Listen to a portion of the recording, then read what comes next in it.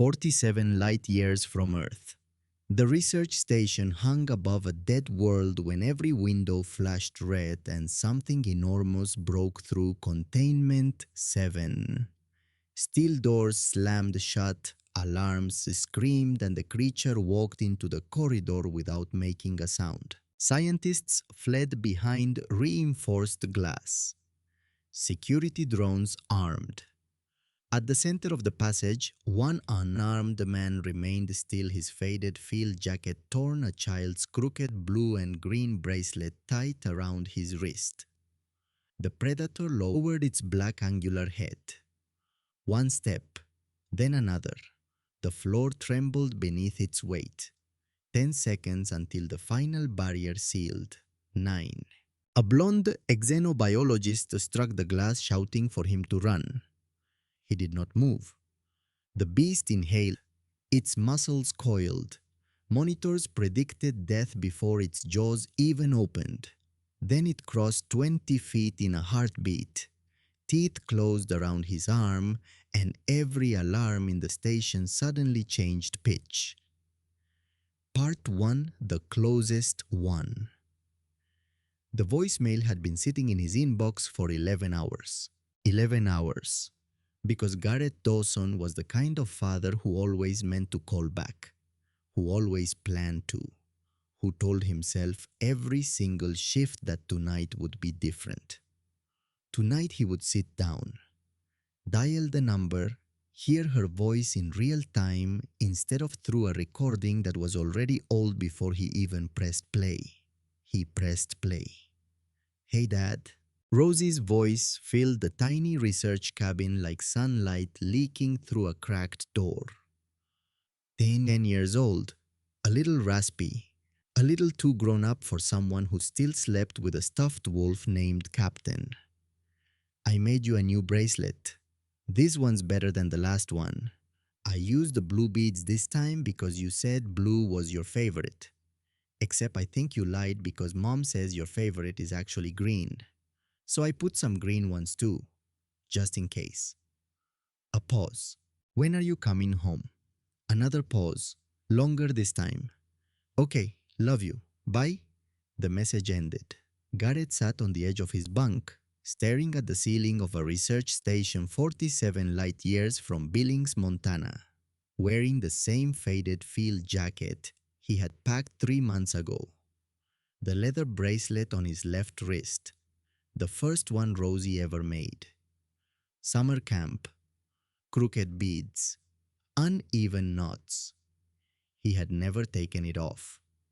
He picked up the comm unit. He would call her right now. Except he wouldn't. Because his shift started in 4 minutes. And the cafeteria was already closing. And there was a sample set waiting in Laboratory 6 that needed cataloging before the morning review. And he told himself the same lie he always told himself. After this shift. I will call her after this shift.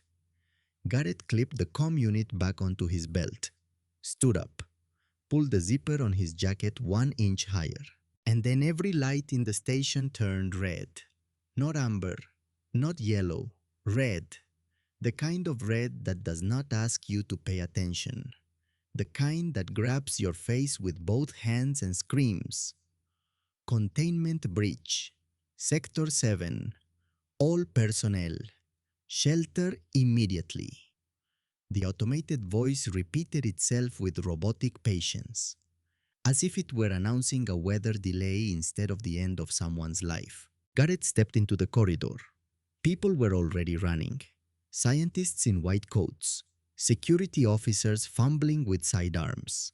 A pair of visiting council delegates who looked like they had never heard an alarm before in their lives. Metal barriers began locking into place, one after another. Heavy mechanical thuds that shook the floor beneath his boots. Each one sealing off another section of the station like a heart closing its valves. Someone grabbed his arm. The woman gripping his sleeve was young. Blonde hair pulled into a loose knot at the back of her head. Pale skin that caught the emergency light and turned it soft. Eyes so blue They almost looked lit from inside. She was not human. He could tell. Something about the way she moved. Too precise, too efficient, like every muscle in her body had been rehearsed. But she looked human, strikingly so. The kind of face you would notice across a crowded room and then spend the rest of the evening pretending you had not. You need to move, she said, voice tight, controlled, but underneath it fear, real fear. Garrett looked past her shoulder and saw it. The black maw had already cleared the shattered containment chamber. It moved the way nightmares move. Not fast, not slow, just inevitable. Each step placed with the kind of confidence that said it had never not once in 300 years of documented existence met anything worth hurrying for. It was enormous, darker than the shadows around it, built like something evolution had designed specifically to end arguments. Its head was broad and angular. Its eyes reflected the emergency lights like two wet stones at the bottom of a river. And it was quiet. That was the part that got to Garrett. The silence. Back in Montana, the grizzlies made noise. The wolves howled. Even the rattlesnakes gave you a warning. A courtesy rattle. A polite heads up that you were about to make a terrible decision. This thing gave nothing. It just walked. Every alien in the room recognized it instantly. Garrett could tell by the way their bodies changed. Not panic. Something deeper. Something older. The kind of recognition that lives in bones instead of brains. 300 years of galactic exploration. Thousands of species documented. Millions of encounters catalogued. Nobody had survived a direct bite from this animal. Nobody. Its image appeared in military manuals, medical schools, survival guides across known space. Always with the same three instructions: never engage, never approach, never assume escape. And right now, the only thing standing between this creature and the sealed emergency exit was Garrett Dawson. 38 years old, born in Billings, wildlife toxicologist, divorced father, owner of one crooked leather bracelet. He had never fired a plasma rifle. He had never served in the military. He was not the toughest person on Vesper 9. He was just the closest. The blonde woman was still pulling his arm. "The barriers are closing," she said. "If you do not move in the next 10 seconds, I see it. Then run. Running is the worst thing I can do right now." She stared at him, those impossible blue eyes widening, as if he had just told her he planned to negotiate with a hurricane. "It is a Class 7 apex predator." "I know what it is." "Then you know what it does." "Yeah." Garrett slowly pulled his arm free. "I also know that nothing dangerous likes being chased." She opened her mouth, closed it, opened it again. And then the final barrier alarm sounded 3 sharp tones and she had to make a choice. Stay with the crazy human or get behind the last door. She chose the door, but she did not leave the observation window. She pressed her palms against the reinforced glass and watched. Her name was Dr. Elara Voss. She was a xenobiologist, 3 years into her research residency. Born on a world whose name Garrett could not pronounce. 26 years old by Earth Standard conversion. Brilliant, stubborn. The kind of person who argued with professors not because she enjoyed conflict, but because she could not physically tolerate being near a wrong answer without correcting it. A person who had grown up surrounded by people as her world demanded and had somehow still managed to feel entirely alone inside all of it. And right now she was watching a human in a faded field jacket stand perfectly still while the deadliest predator in recorded history walked toward him. She whispered something that the microphones barely caught. What is he doing? Garrett was thinking about wolves, specifically the winter of 2019. A ranch outside Red Lodge. A female gray wolf had wandered onto private land, injured, limping, one ear torn, half starved. The rancher wanted it shot. Fish and wildlife wanted it tranquilized. Everybody wanted something done fast, before it bit someone's kid. Garrett showed up with a thermos of coffee and no weapon. He sat in the snow, 30 feet from the animal, for 6 hours, and Rosie, 8 years old, small boots, her mother's stubbornness already fully installed, sat beside him the whole time. Not saying anything, just watching. Learning the lesson he had never been able to explain in words. The one that only made sense when you were sitting very still in the cold and letting it teach you. The wolf watched them the entire time. Never growled, never charged, just watched. And after 6 hours, it lay down, exhausted, resigned, and Garrett walked over, slowly, knelt beside it, checked the wound on its hind leg. The rancher called him insane. His supervisor called him reckless. His ex-wife called him a perfect example of why she filed the papers. But the wolf lived. And the thing Garrett learned that day, the thing no textbook had ever taught him, the thing Rosie had learned sitting beside him in the snow without either of them putting words to it, was simple. Fear looks the same in every species. It is not about size, not about teeth, not about claws.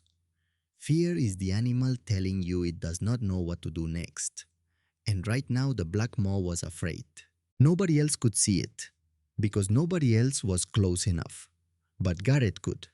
The way its head tilted, not hunting, assessing, the way its weight shifted, not lunging, hesitating, the way its breathing came in short, uneven bursts instead of the slow, measured rhythm of a predator about to strike. I had seen this before, not in anything this large, not in anything this dangerous, but in the body language underneath the size, underneath the threat, underneath 300 years of galactic mythology about what this creature was. He recognized it. An animal that did not know what to do next. An animal that was in its own way just as alone in this room as he was. Easy, Garrett whispered. Low, calm, the same voice he used with injured animals back home. Nobody needs to get hurt today. A nervous laugh echoed behind the glass. One of the alien interns, young, terrified. He thinks it understands him. Maybe it doesn't, Garrett thought, but it understands me standing still. And right now that's enough. Then everything moved too fast. The black maw crossed 20 feet in less than a second. A blur of dark mass and impossible speed. Faster than anything that large had any right to move.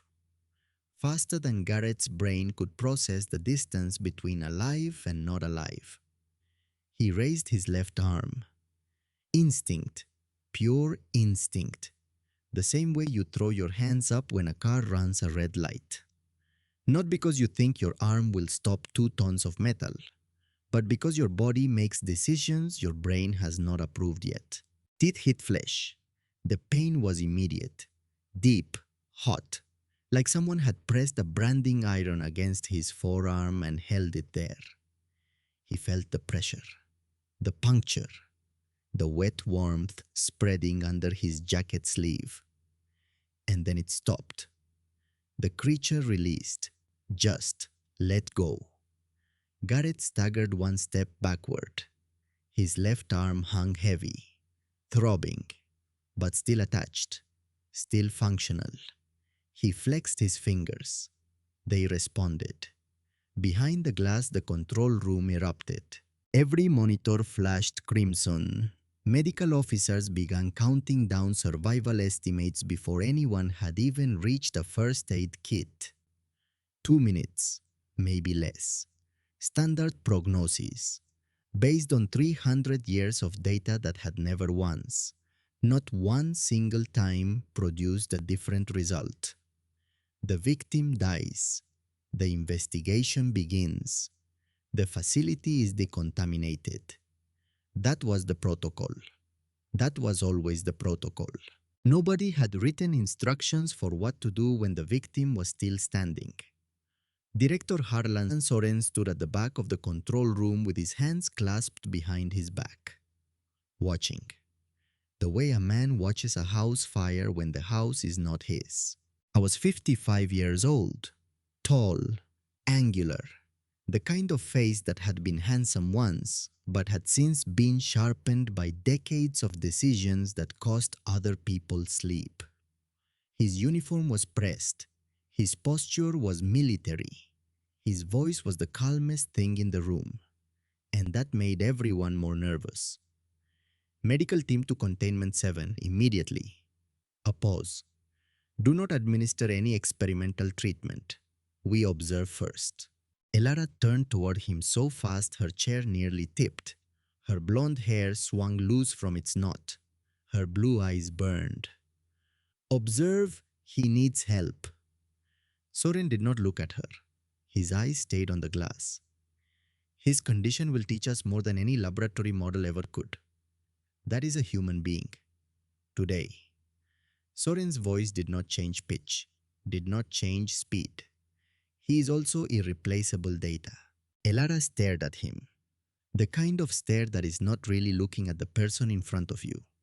The kind that is looking at every terrible thing that person is willing to do and cataloging it for later.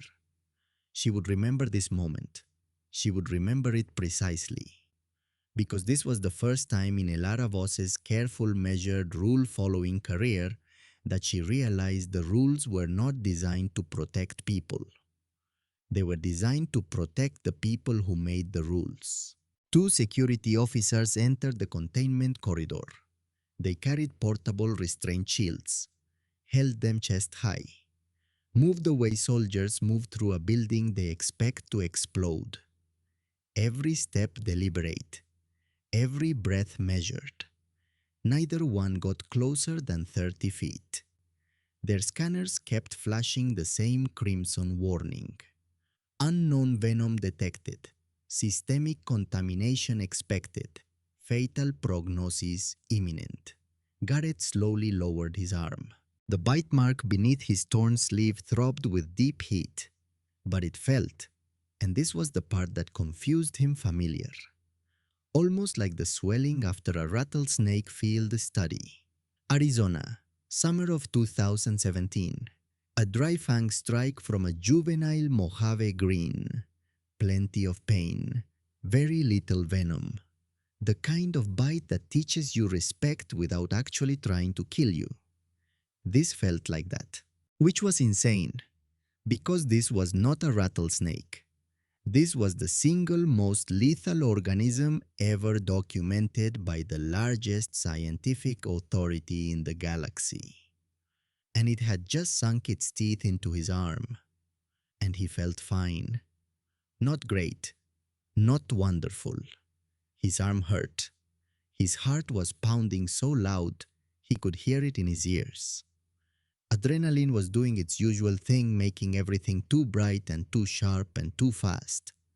But he could think. He could see. He could stand. He was alive. Garrett! Elara's voice came through the emergency speaker. Tight, careful, but with something underneath it that he recognized immediately. Hope. Terrified hope. The kind that refuses to commit. Can you hear me? He looked toward the observation window, found her face behind the glass. Blonde hair, blue eyes, worry pulling at every feature. He managed a tired smile. I hear you. Are you dizzy? Not really. Chest pain? He shook his head. No. The room behind the glass fell silent. One physician checked his monitor, checked it again, then spoke as if the words themselves were wrong. Heart rate elevated, but stable. Another frowned. Blood pressure is within expected human range. A third scientist leaned closer to his screen, hands trembling. Impossible. The neurotoxin should already be shutting down his nervous system. Soren's voice cut through the silence like a knife through paper. Run the diagnostics again. Sir, I already have. Then run them a third time. Garrett looked toward the predator. And for the first time since the breach, something changed. The black maw was not watching him the way it had been watching him before. The predatory focus, the calculating stillness, the sense that every molecule in its body was oriented toward a single purpose. That was gone. Instead, the creature seemed uncertain. It remained only a few feet away, close enough that Garrett could see the texture of its skin, the slight rise and fall of its massive chest, the way its eyes blinked slowly, heavily like a dog fighting sleep. It shifted its weight, awkwardly, the way a horse does when one leg hurts. Its breathing changed, slower, uneven. The microphones mounted throughout the chamber picked up every labored exhale, each one weaker than the last. Elara noticed first.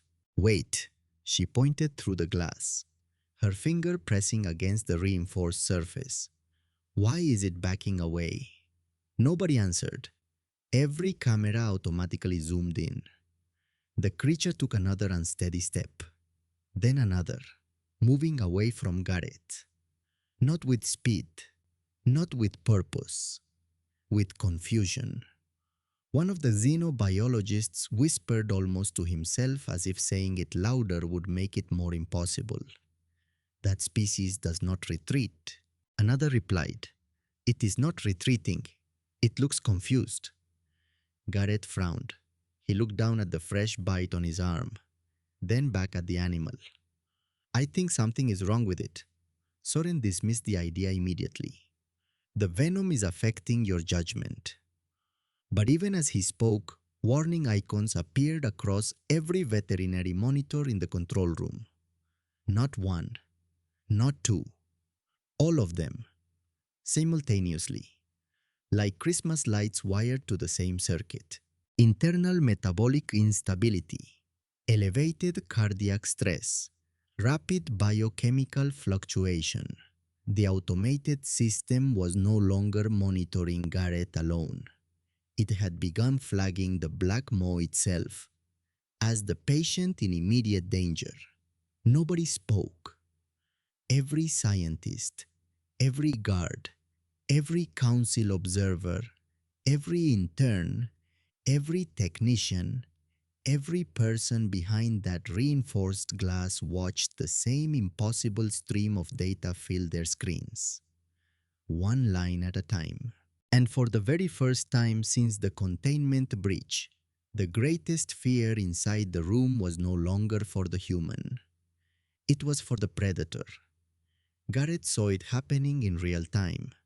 The way the creature's body trembled, subtle at first, then deeper. A shudder that started in its hindquarters and traveled forward through its spine like a wave through dark water. He had seen this before. Montana, January, -12 degrees. A young bull elk had stumbled into a barbed wire fence and torn open its shoulder.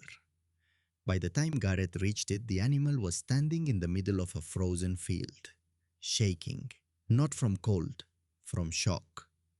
The body shutting down functions it decided were no longer essential, rerouting everything towards survival, sacrificing the edges to protect the center. That was what the black maw looked like now, an animal whose own body had turned against it.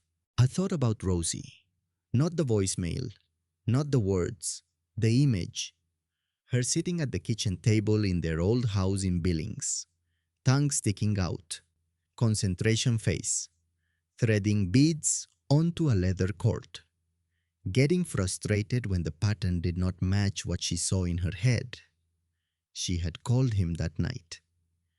Daddy, the bracelet looks wrong. What's wrong with it?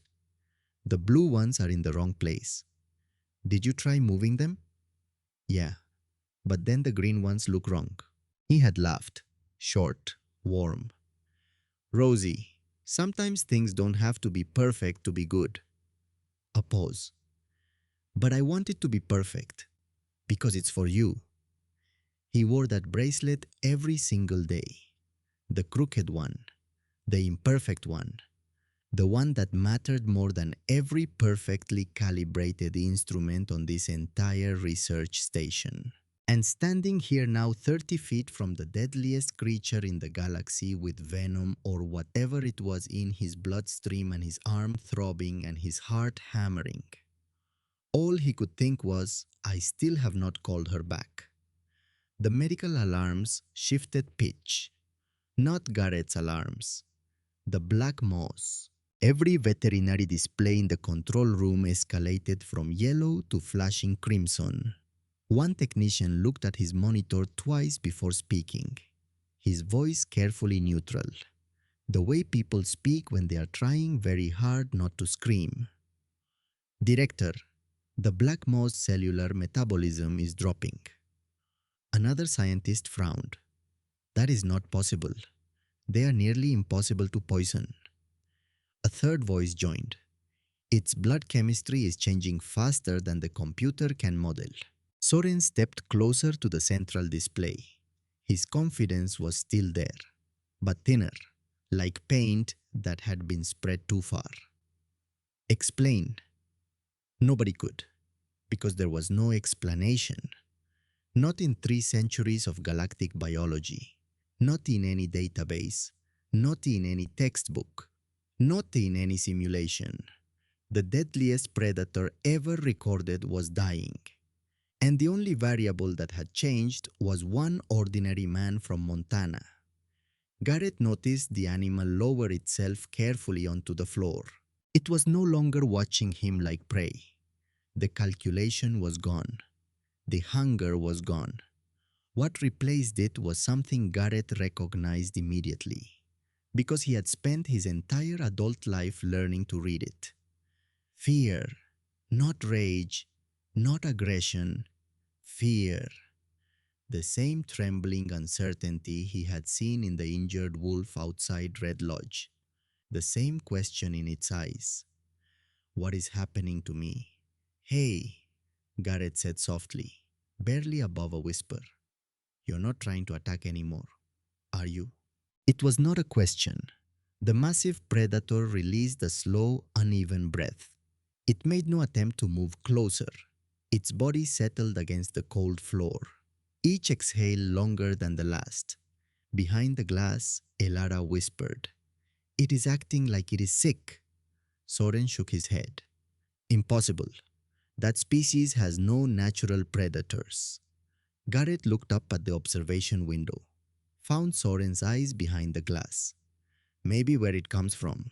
The words hung in the air, simple, quiet, and devastating in ways that nobody in the room fully understood yet.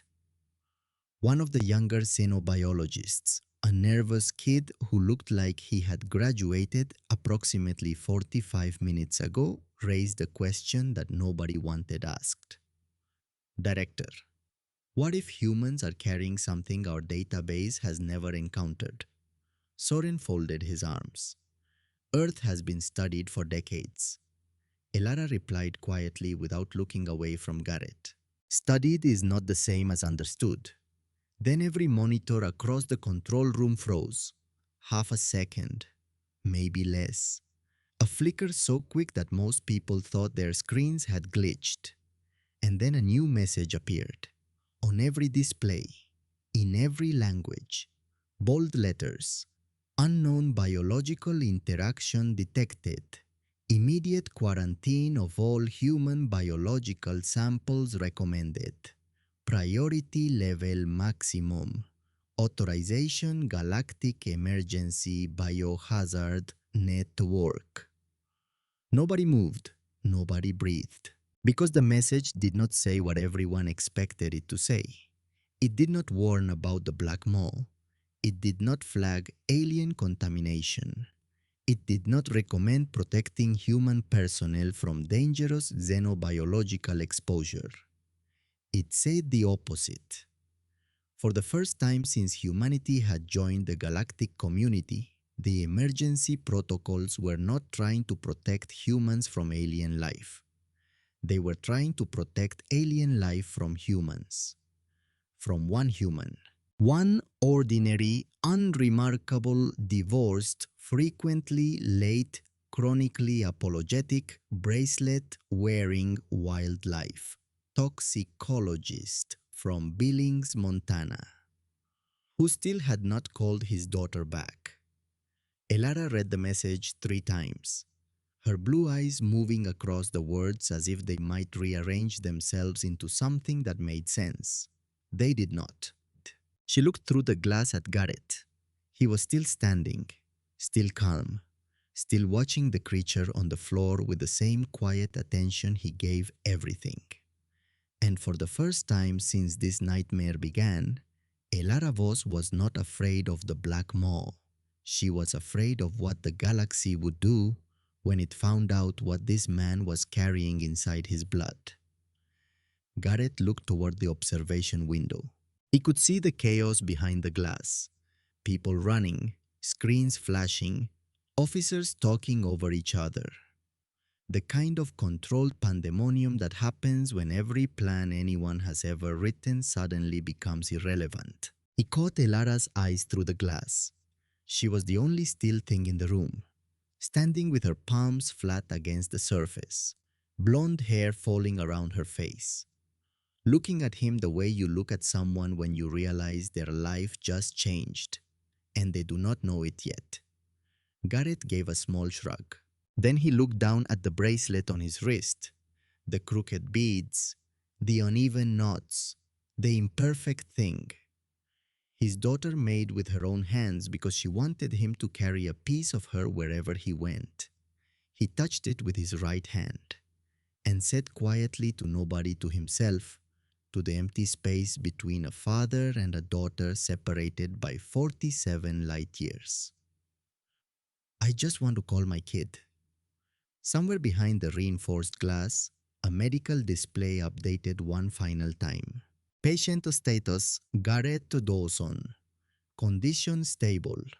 Threat level to surrounding environment unknown. Classification pending. And below that in smaller text, almost as an afterthought. Recommended action none available. No precedent exists.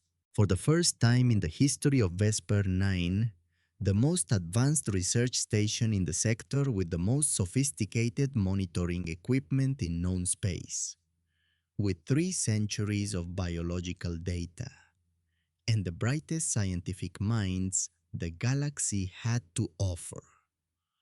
The system had no idea what to do with one ordinary man, and maybe that was exactly the point. Part 2. The Price of Truth. The drones arrived before the silence ended. 6 of them. Small, black, quiet enough that you would not hear them until they were already in position. They descended from hidden ceiling compartments like metal spiders dropping from a web. No warning, no announcement, just sudden presence. They did not aim at the Black Maw. They positioned themselves around Garrett, 2 above, 2 at his flanks, 2 behind. A perfect geometric cage made of hovering machines and invisible threat. Garrett looked up at the nearest drone, then back at the observation window. These aren't for the Predator, are they? Not a question. Behind the glass, Director Harlan Soren clasped his hands behind his back. The posture of a man who had made a decision before anyone else realized there was a decision to make. Seal the laboratory. Elara turned toward him. Fast. The kind of fast that comes from disbelief rather than speed. Why are you sealing the room? Quarantine? That is not quarantine. Her voice dropped lower. steadier, more dangerous. That is imprisonment. Soren did not flinch. He never flinched. That was the problem with Harlan Soren. He had decided a long time ago that flinching was a form of weakness. And weakness was something he had surgically removed from his personality 20 years ago. On the worst day of his life. Vesper 9, 20 years earlier. Harlan Soren was 35 years old. Different face, same station, different title. Junior researcher. Third year. Still young enough to believe that science was about asking beautiful questions and finding beautiful answers. His mentor was a man named Professor Aldrich Wendt, 62 years old, white beard, crooked glasses, the kind of scientist who kept candy in his desk drawer and forgot to eat lunch 3 days a week because he was too busy being fascinated by something under a microscope. He had published more papers on apex predator biology than anyone in the sector. He was also the only senior researcher who had bothered to learn the name of every single janitor in the building. He called Soren Kit. Even when Soren was 35. Even when Soren had his own office. Even when Soren presented findings at the annual conference that made full professors sit up straighter. Good work, Kit. That was the highest compliment Aldrich Wendt ever gave. And it was enough. It was always enough. Until the day it wasn't. The containment breach happened at 3:47 in the morning. A power fluctuation. A magnetic lock failure. A black moss specimen smaller than the one currently lying on the laboratory floor slipped through a maintenance corridor that should have been sealed. Soren heard the alarm from his bunk. Reached the laboratory in under 4 minutes. Aldrich was already there. Already on the floor. Already still. The venom worked fast. By the time Soren dropped to his knees beside his mentor, by the time he pressed his hands against the wound, by the time he screamed for medical, there was nothing left to save. Aldrich Wendt died looking at the ceiling. His glasses were still crooked. Soren held him for a long time. Long after the medical team arrived. Long after the security team contained the creature. Long after someone gently told him it was over. He held him because letting go meant it was real. And when he finally stood up, when he finally wiped his hands, when he finally walked back to his quarters without speaking to anyone, something inside him closed, like a containment door. Heavy, final. He never called anyone Kit again. And he swore standing alone in a room that still smelled like disinfectant and grief that he would understand this species. Whatever it cost. Whatever rules it broke. Whatever line it crossed. Because understanding was the only weapon that mattered. Because knowledge was the only thing that could not be taken away. Because if Aldrich Wendt had known what Soren was about to learn today about human blood, about biological incompatibility, about the quiet secret hidden inside ordinary cells from a small blue planet, then maybe, he would still be wearing those crooked glasses. That was the version Soren told himself. The truth was simpler and harder. The truth was that Harlan Soren had been afraid every single day for 20 years. And instead of admitting it, he had turned that fear into authority, into control, into a research directorship that gave him the power to make sure nobody would ever stand in a room holding a dead man while the universe watched and did nothing. Fear disguised as discipline is still fear. But try telling that to a man who has built his entire identity around never being afraid again. Back in the present, Garrett watched the drones adjust their positions. "So," he said, "what exactly is the plan here?" Soren's voice came through the speaker system. Calm, measured. The voice of a man reading from a script he had written in his own head. From this moment forward, you are the center of the most significant biological event in recorded galactic history. Uncontrolled access cannot be permitted. Uncontrolled access, Garrett repeated. That's a fancy way of saying you're locking me in a room. I am protecting an irreplaceable scientific asset. I'm a wildlife guy, not an asset. One of the security officers shifted his weight. A nervous movement, the kind that said he knew something was wrong but did not have enough rank to say it. Director, are we detaining the human? Soren answered without hesitation. We are ensuring the preservation of critical data. Garrett sighed, looked at the ceiling, looked at the drones, looked at the exhausted black maw still lying on the floor behind him. You know, back home, when somebody locks you in a room and tells you it's for your own good, that's usually when you should start worrying.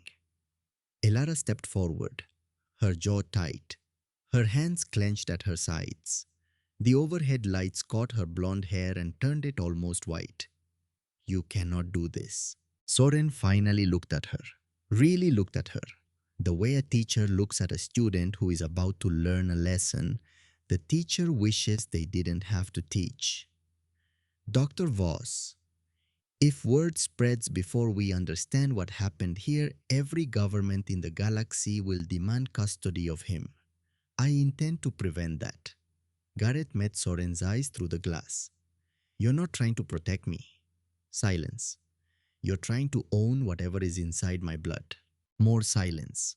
The kind that confirms things. Nobody challenged the statement, because everyone in the room knew it was true. And knowing something is true and saying something is true are two very different acts of courage. Elara was the first to look away. Not from shame, from calculation. Her mind was already working, already mapping exits, already thinking 3 steps ahead. She had spent her entire career following rules. She was starting to wonder if the rules had been following the wrong people. Then the station shook. Not metaphorically, literally. The floor vibrated beneath their feet. A low rumble that traveled through the steel walls like distant thunder rolling across a Montana valley in July. Everyone stopped. Another vibration, stronger, closer. Emergency lights shifted from amber to crimson again, as if the station were running out of colors to warn people with. A calm computer voice echoed across every corridor. The same synthetic tone that had been repeating containment breach for the past hour. But this time the words were different. Restricted containment system active. Authorization Director Soren. Clearance level maximum. Security officers exchanged looks. The kind of looks that say we did not sign up for whatever this is. One of them spoke carefully the way you speak to someone who might be holding a match next to a gas line. Sir, command authorization for restricted containment requires council approval. Soren clasped his hands tighter behind his back.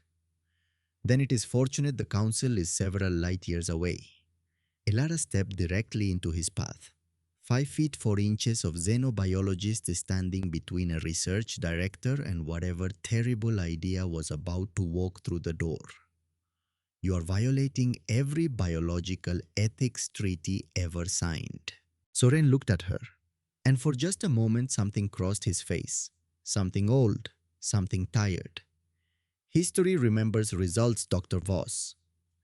Garrett let out a quiet breath. The kind that is actually a prayer disguised as exhaustion. That's usually the thing people say right before they make a terrible decision. Another impact, heavier this time. Ceiling dust drifted into the air like snow that had forgotten which direction to fall. Somewhere beyond the reinforced walls. Massive mechanical doors were opening, one after another. Each one releasing a sound that was half grinding metal and half the deep groan of something that had been sealed for a very long time. The security drones instantly abandoned their positions around Garrett. Every single one of them, simultaneously, as if they had all received the same urgent message at the same instant. They redirected toward the lower transport corridor. Their threat assessment had changed.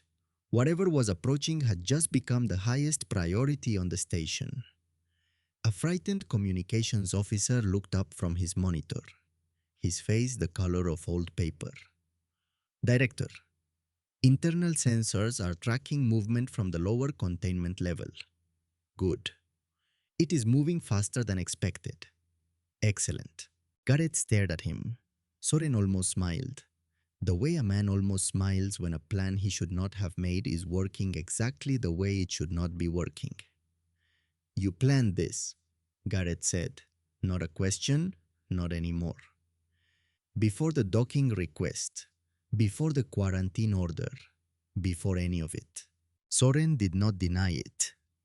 Denial was beneath him.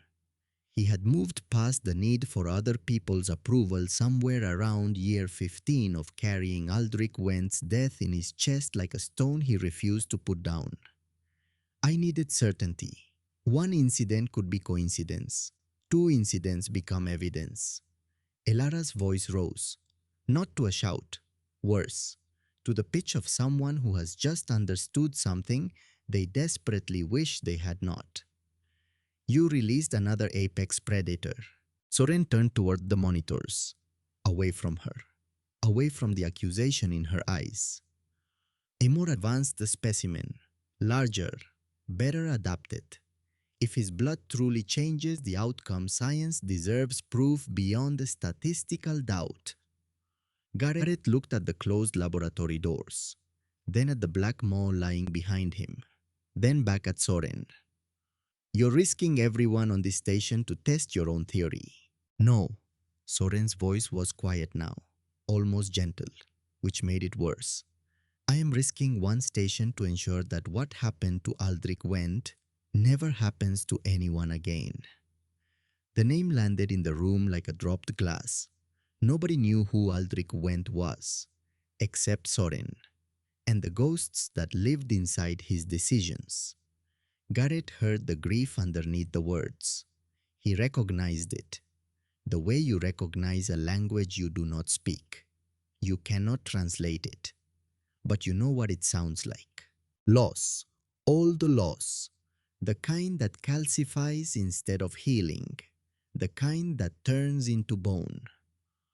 Who was Aldrich? Garrett asked quietly. Soren did not answer for a long time. When he finally spoke, his voice was the smallest it had ever been. My teacher. Stripped of authority. Stripped of performance. He was the only person who ever told me I was good enough. Without conditions. Without expectations. He just believed in me. Garrett nodded slowly. And you thought if you understood enough, controlled enough, discovered enough, you could make sure nobody else lost someone the way you lost him. Soren closed his eyes. I thought knowledge would be enough. It never is. Soren opened his eyes. He said nothing, but the silence around the edges of his expression was different now, thinner, like ice showing the water beneath it. There's a name for what you're carrying, Garrett said. I've seen it in animals.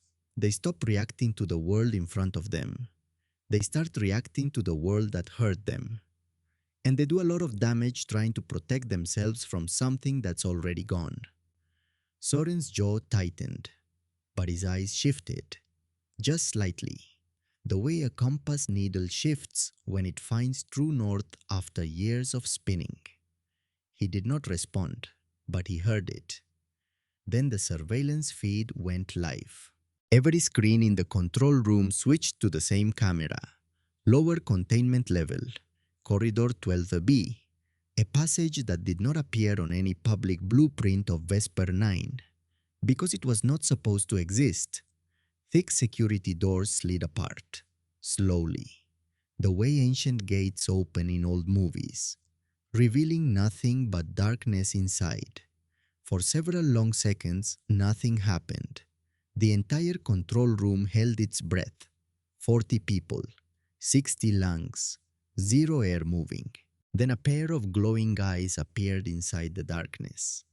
The creature stepped into the corridor with the kind of confidence that evolution gives to things that have never needed to doubt themselves. It was larger than the black maw, noticeably, covered in dark metallic scales that caught the emergency lights and threw them back in sharp red angles. Each step deliberate, each movement precise, the way a surgeon's hands are precise. Even the veteran security captain, a man who had served on 3 frontier stations and seen things that kept him awake long after midnight, quietly muttered, "I thought those were extinct." Elara pulled up the identification file. Her fingers moved fast. Her face lost color. "Director, this species was banned from active research after the Elrin disaster." Soren did not look at her. His eyes were locked on the screen, which is exactly why its reaction will be scientifically valuable. Gareth watched the creature move through the corridor, steady, unhurried, the gait of something that had never been given a reason to rush. And then quietly, almost to himself, "I don't think it's coming here to hunt." Nobody understood what he meant, until every motion sensor on the station suddenly began tracking not one moving life form, but two.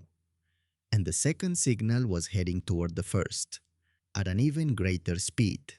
Before anyone could process the second signal, before anyone could ask what it meant or where it was coming from, a sharp metallic crash echoed from somewhere deeper inside the research complex.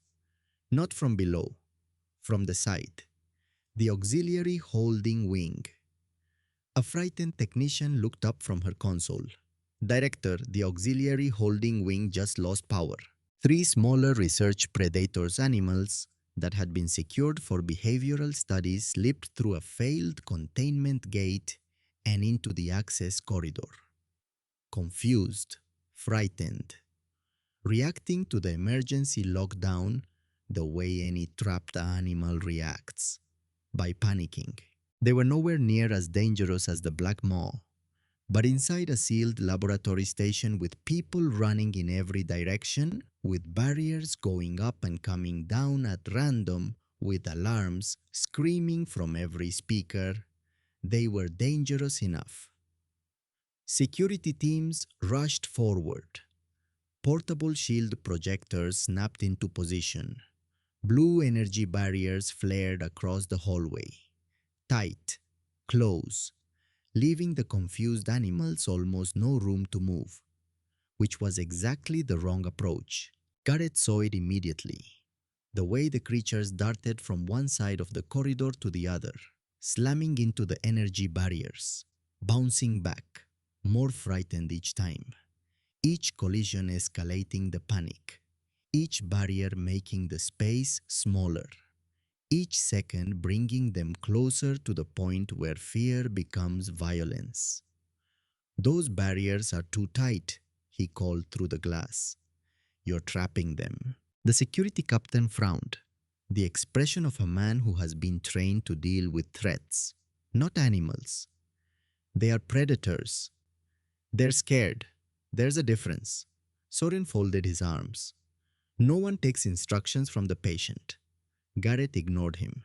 He slowly removed the emergency flashlight clipped to his belt. Standard issue. Nothing special. A tube of metal and light that weighed about half a pound. He tossed it. Underhand, gentle. The way you roll a ball for a dog that has not yet decided if you are a friend. The flashlight skidded across the polished floor, its bright beam spinning, casting wild circles of light across the opposite hallway. Moving, dancing, alive. Almost instantly, 2 of the 3 creatures stopped slamming into the barriers. They turned toward the light. Because scared animals do not want to fight.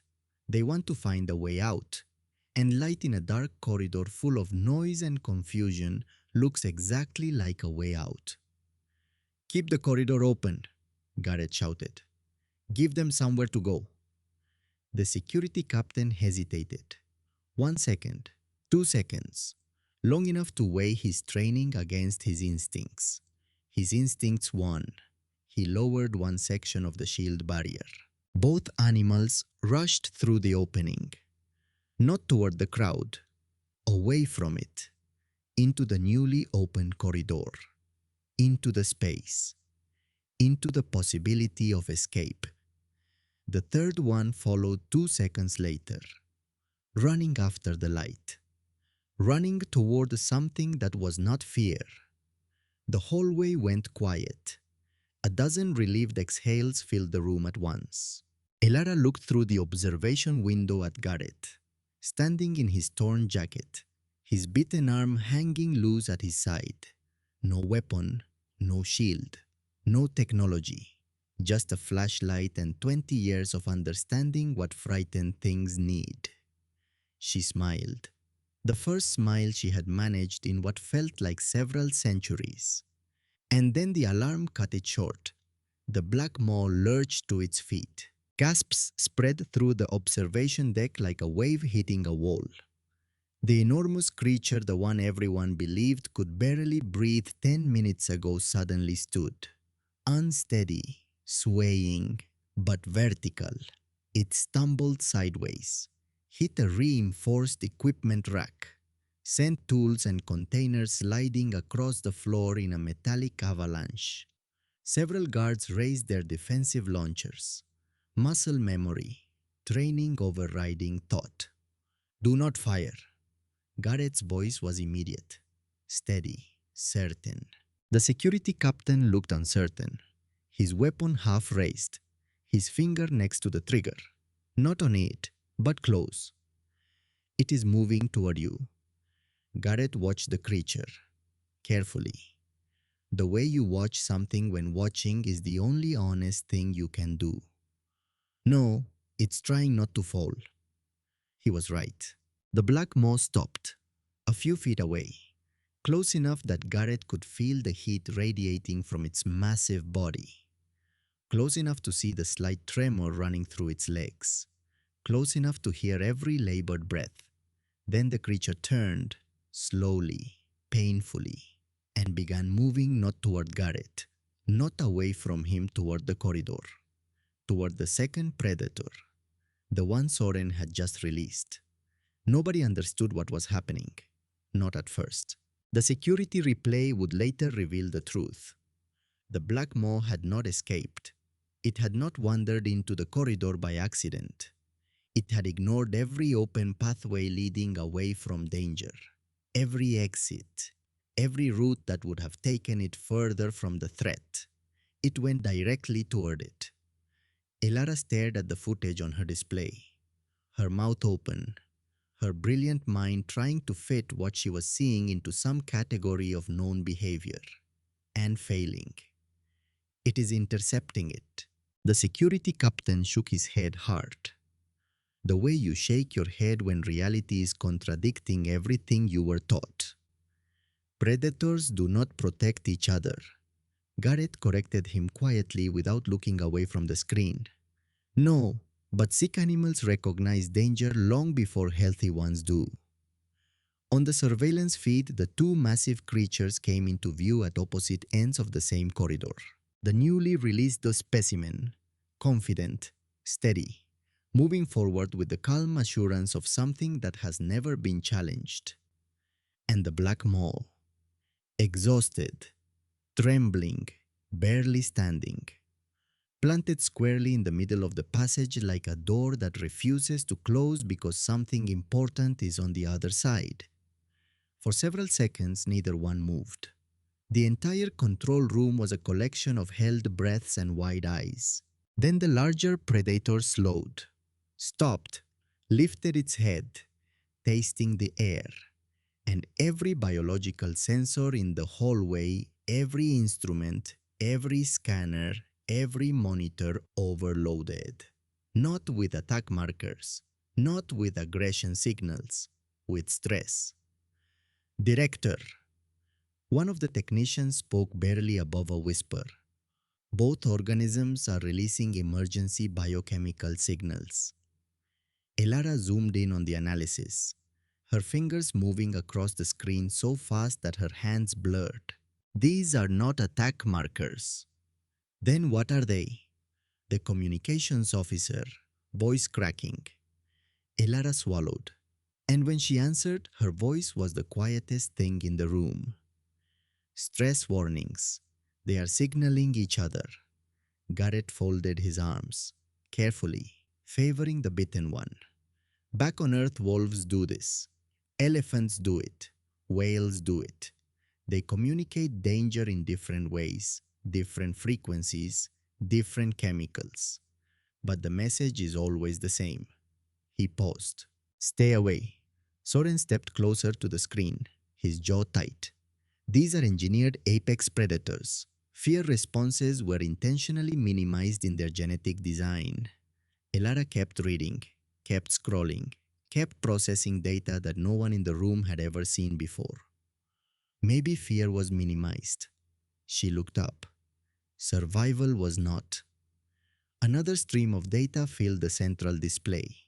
Both predators had entered identical metabolic distress simultaneously, within seconds of detecting traces of Garrett's blood. Not from direct contact, from the ventilation system, the air itself. The realization spread through the room the way cold water spreads through a cracked hull. Slowly at first, then all at once. The blood itself was enough. Direct contact had never been the real trigger. Garrett looked down at the fading bite mark on his arm, the wound that should have killed him, the wound that had instead somehow impossibly become the most significant biological event in galactic history. So it was never trying to hunt me after the bite. Elara slowly nodded, her blue eyes meeting his through the glass. Serious, careful, honest. It was trying to understand why every instinct it had suddenly told it to stay away. Soren's confidence cracked, visibly this time, like ice fracturing on a lake in early spring. You cannot hear it at first, but once you see it, you know everything is about to shift. The database was complete. Earth was catalogued. No. Elara did not raise her voice. She did not need to. You assumed humans were vulnerable because every database classified them that way. A pause, small, but heavy enough to change the weight of the room. The database was incomplete. Elara made her decision in the space between one heartbeat and the next. She picked up a portable medical scanner from the console beside her, grabbed an emergency response kit from the wall mount, turned toward the containment corridor entrance. Soren saw her moving. Dr. Voss, stop. She did not stop. That is a direct order.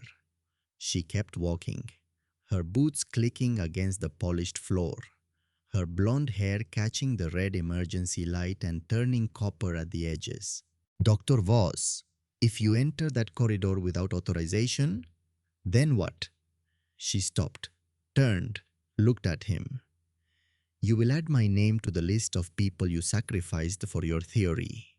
Soren's mouth opened, then closed, then opened again. For the first time, he had nothing prepared. No speech, no justification, no carefully rehearsed explanation about the greater good. Elara held his gaze for exactly 3 seconds, then turned and walked through the door. The corridor was colder than she expected, quieter too. The alarms were muffled here, distant, like hearing thunder through hotel walls. The air tasted recycled, stale, mechanical.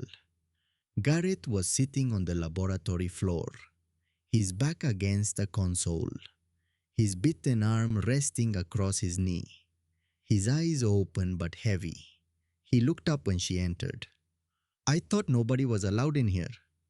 Nobody is. And yet, she knelt beside him, set down the medical scanner, pressed it against his uninjured arm. The display lit up with numbers. Normal, normal, normal. Everything was normal, which was by every metric available completely abnormal. How are you feeling? Garrett rolled his shoulder, flexed his injured hand, winced slightly, but only slightly. Honestly, I've had worse days cleaning up after injured grizzly bears. She stared at him. You are comparing this to grizzly bears. Everything acts differently when it's scared. Bears, wolves, giant alien predators, people. He glanced at the door she had walked through. Directors. Elara scanned his arm. The bite itself was already showing signs of healing that should have taken days. Tissue that should have been necrotic was pink, clean, almost healthy. She lowered the scanner, whispered, "That cannot be right. I keep hearing that today." She looked at him, really looked, not at the data, not at the wound, at him. A man in a torn jacket, sitting on a cold floor, 47 light years from home, with a bracelet made by a 10-year-old on his wrist, and no idea that the molecules inside his bloodstream had just become the most valuable substance in known space. "You should be terrified," she said. "I am." "You don't look terrified." "That's because I'm from Montana. We look the same whether we're terrified or ordering coffee."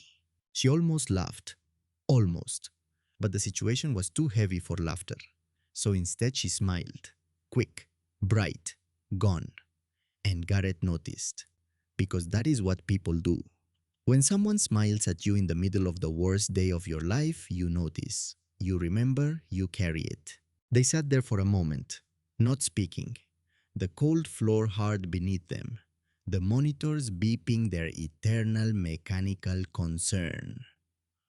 Outside in the corridor, two of the deadliest creatures in the galaxy stood motionless, frozen by the invisible chemistry drifting through the air between them.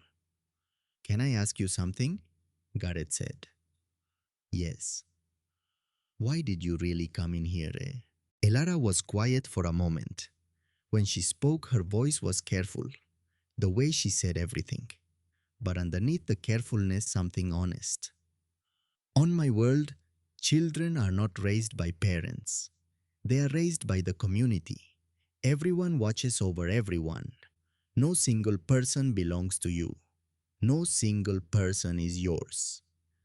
Garrett listened, did not interrupt. "I always thought that was enough, being surrounded by people who cared." She looked down at her hands. "But caring about everyone equally turns out to be nearly the same as belonging to no one at all." She looked up at him. "I saw you behind that glass, and you reminded me of what it felt like to watch someone alone in a room and know that someone should go in. Not because it was their job, just because no one should be alone in that particular kind of dark." Garrett looked at her, a long look, the kind that sees more than the surface. "You didn't come in because it was right." "I did." "You also came in because you know what alone feels like." She held his gaze, did not deny it.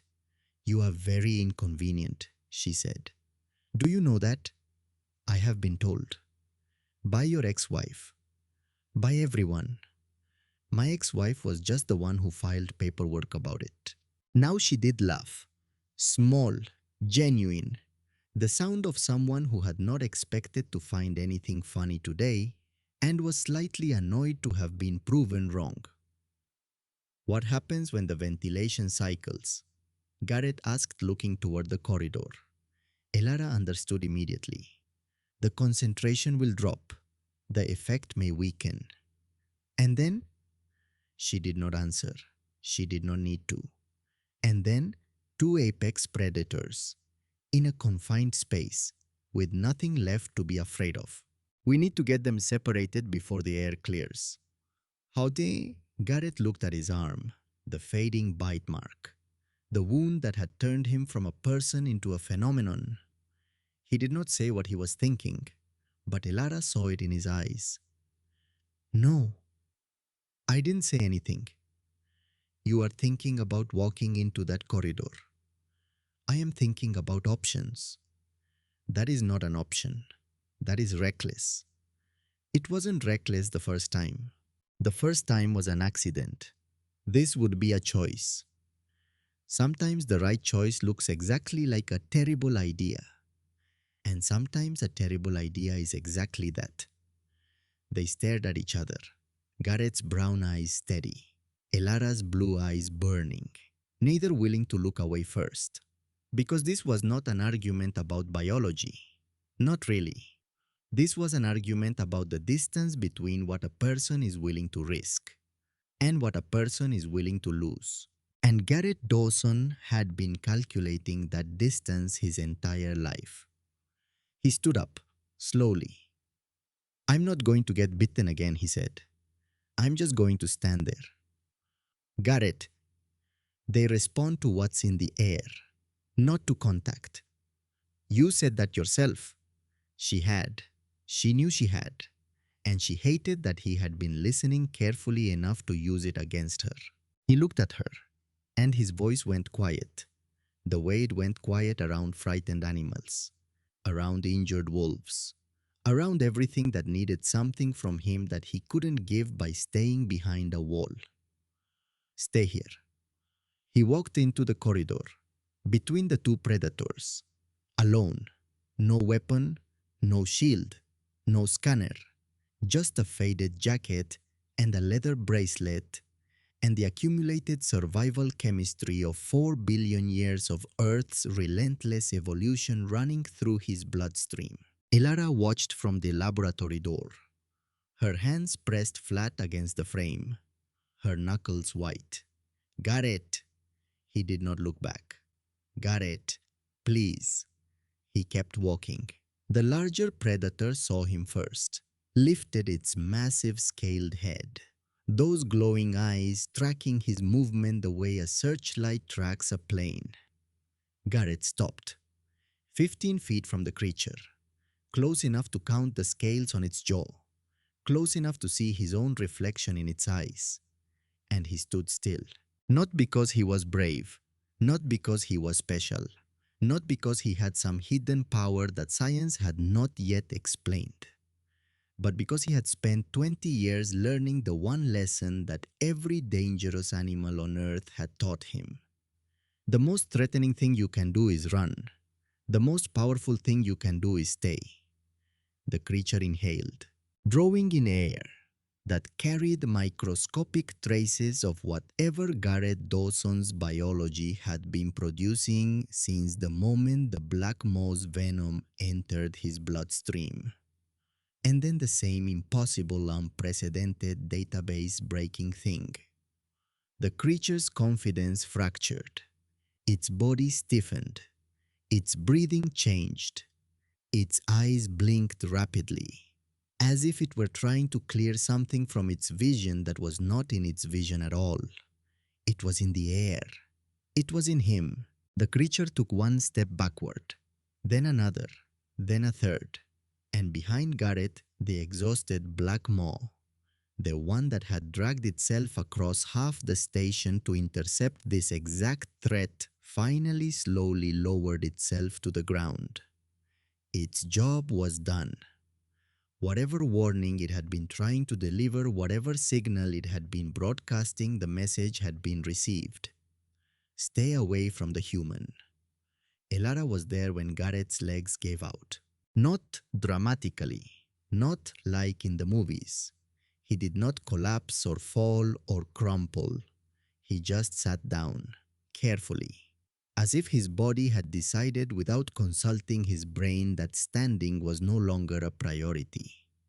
She caught his shoulders before he tipped sideways. I've got you. I'm fine. You are not fine. Okay, I'm not fine, but I'm alive, which counts for something. Her hands were shaking.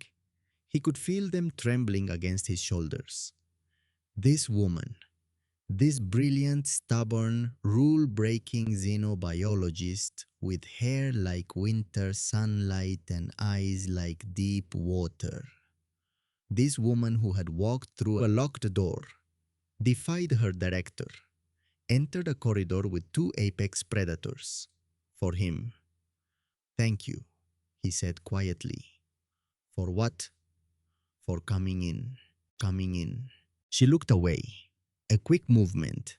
The kind of movement people make when they do not want you to see what their face is doing. Someone had to. Nobody had to. That's why it matters. They sat there for a moment, on the cold floor of the containment corridor, shoulder to shoulder, while the station's environmental systems slowly cycled the air and the monitors behind the glass beeped their eternal mechanical concern. Outside in the hallway, both predators remained motionless. Two organisms built by entirely different corners of the galaxy to be the apex of their ecosystems, standing still in a maintenance corridor because the air between them carried a warning they could not override. All because one man from Montana had stood still and refused to run. Garrett looked at the ceiling, the industrial plating, the cable runs, the ventilation grills, the thoroughly unromantic infrastructure of a place where serious people did serious science and occasionally apparently had the entire foundational assumptions of galactic biology appended by someone who just wanted to call his kid. "Are you going to be okay?" he asked. "After this, when the investigation team gets here." Elara thought about it the way she thought about everything. Carefully, thoroughly, without pretending the answer was simpler than it was. "I violated direct orders from a station director. I entered a quarantined zone without authorization. I provided unsanctioned medical assistance to a biologically flagged subject." She paused. "There will be a review. Will it go badly for you?" "Probably not, given what we now know." Another pause. "But I would have done it regardless." Garrett looked at her. "I know." "How do you know?" "Because you walked through the door before you knew how it would turn out. That's the only version that counts." She was quiet for a moment. Then she said something that surprised him. "I used to think the most important thing was being right. And now I think the most important thing is being there." He nodded, slowly. "Yeah," he said. "That's it exactly." Then the encrypted transmission arrived.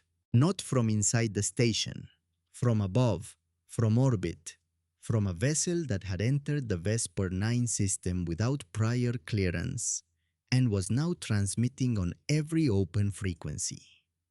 The message appeared on every display in the facility, simultaneously, in every language. "Attention all personnel. Preserve all evidence. Director Soren is relieved of operational control pending investigation into unauthorized biological experimentation. Authorization, Galactic Biological Authority. Priority level absolute." Security officers looked at each other, uncertain, the way soldiers look when the chain of command suddenly develops a gap in the middle. One by one they lowered their weapons. Soren reached toward his wrist console, tapping commands, trying to override, trying to maintain. The system rejected every input. His clearance had been revoked, remotely, instantly, by an authority that outranked every title he had ever held or ever would. For the first time since the incident began, Harlan Soren looked frightened. Not of the predators, not of the investigation, not even of the punishment, of the silence. Of being after 20 years of purpose, after 20 years of chasing understanding with the intensity of a man trying to outrun grief irrelevant.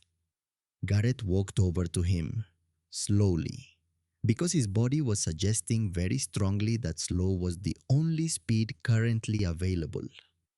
Elara walked beside him, close, not touching, but close enough that the distance itself meant something. Soren stood behind the observation glass, hands at his sides, console dark, authority gone, just a man in a pressed uniform that no longer meant anything. Garrett looked at him through the glass. You spent your whole career believing the universe could be controlled inside a laboratory. Soren said nothing. You lost someone, and it broke something in you, and instead of letting it heal you, turned it into a machine. Soren's jaw tightened, but he did not speak. Who was he to you really? A long silence.